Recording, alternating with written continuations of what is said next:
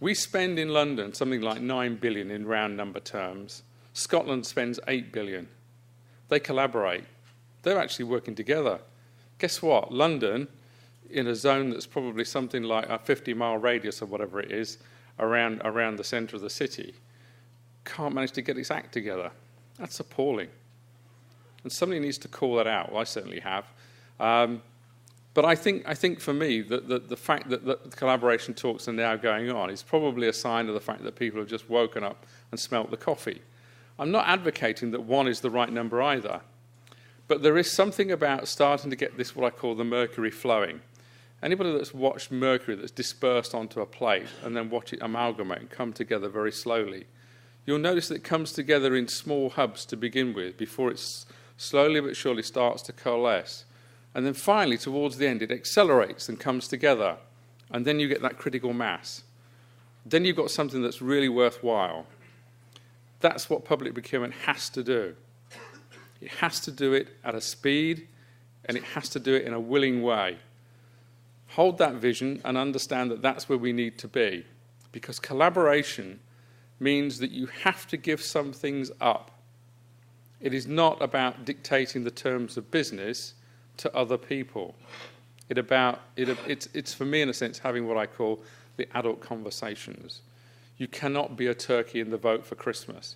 You have to accept that things are going to change, and they will change within the procurement profession, within the structure and the way in which we do things.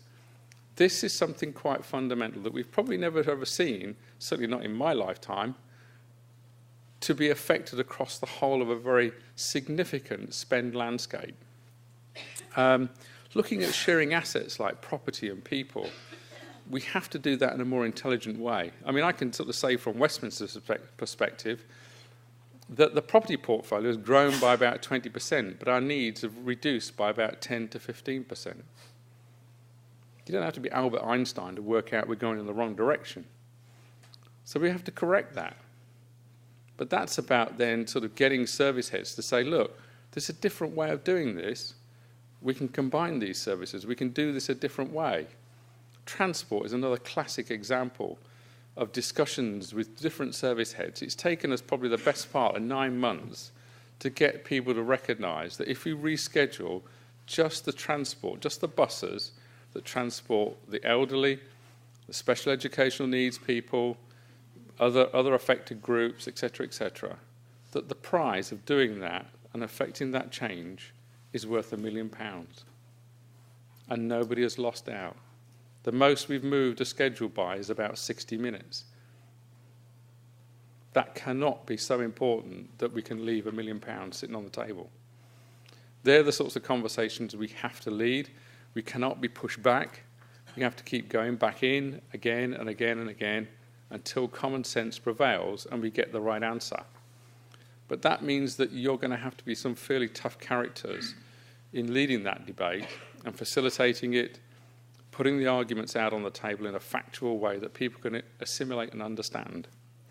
And I think from a supply-based perspective, it's great for me in a sense when the lights go on with certain suppliers and service providers where they go, you know what, we recognise what's happening and we want to come to the table and we want to talk to you about how we can actually manage the budget, if you like, situation. And they will offer things without being pushed because they understand that actually to do this collaboratively is a far better way. It's the classic, they're in control of their destiny as opposed to being enforced into a situation that they're not in control of. And I guess that's the essence of it, which is we all know that we've got to shrink what we deliver and how much we deliver and what we deliver. It's better to control that and do it in a controlled way. It's a bit like braking. Doing a controlled stop is far better than an emergency stop. And that's really, for me, so important that those discussions take place with your key service providers. And they need to start happening, if not already, now. Using frameworks, we talked about the use of resources in procurement as well. Using frameworks is actually, some people say, oh, well, we're different and we're special and we're not quite the same as all the rest. Well, guess what? You are. So just get your head round it and make sure that there's a way in which you can facilitate that, utilising frameworks that have already been put in place. And in fact, if you look at the number of ODU notices that are issued on a year-by-year basis, I forget exactly what the stats are, but it's something like 40% of the ODU notices relate to frameworks. Yet you talk to anybody and they say, how many frameworks are you on? Oh, I might be on one or two. It's madness. It's the classic sort of everybody's doing frameworks for somebody else to buy off their framework. Well, we're going to have to go and buy off somebody else's framework and get not so precious about the fact it's our framework that we put in place. It may not be absolutely perfect and ideal, but guess what? Live with it. And that's about then making sure that we maximise the resources and the opportunities that we've got. Very much the here and now, so there's no apologies for that.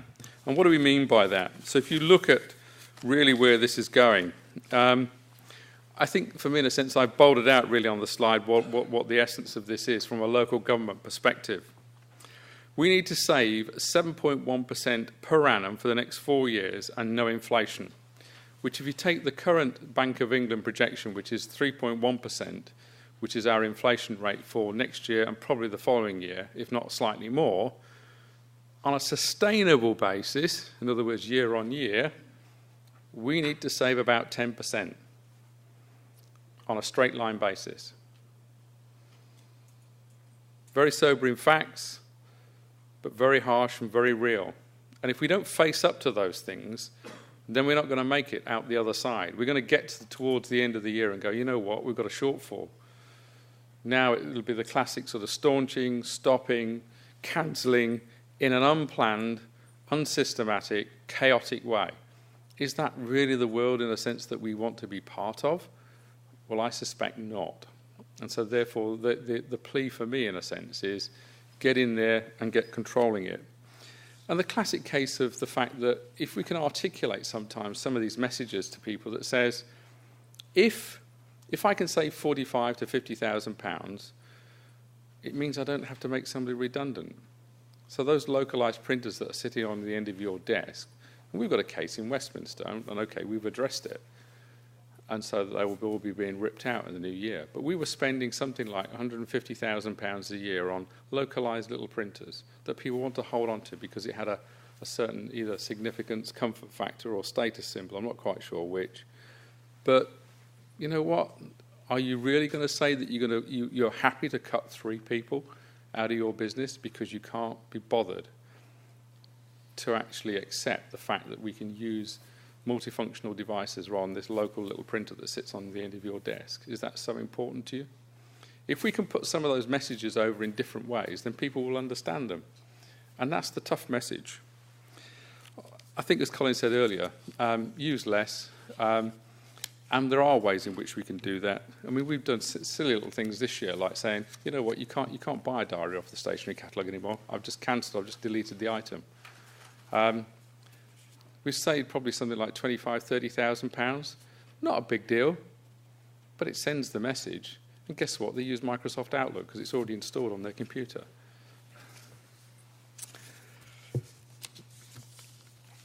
I think for me, the final piece is about the sacred cows. We talked about this earlier, but the essence of, and I think there were a number of smiles in the audience when I raised the subject, they can't carry on. We can't say that there's going to be protected areas within our budgets when we're looking for 10% plus cuts year on year. You cannot have that situation. You have to look at all of the areas. It has to be probably statutory and no more, I suspect. It has to be fit for purpose, definitely. And if you put it in the context of actually if our pay is frozen and indeed, IPI and CPI we can't pay because we don't have the money for, then we have to be very clear about, the stuff that doesn't add up and the fact that actually, yes, the truth does hurt. That's it from me. I'm understanding that we're going to be taking some questions at the end of the session, but thanks for listening.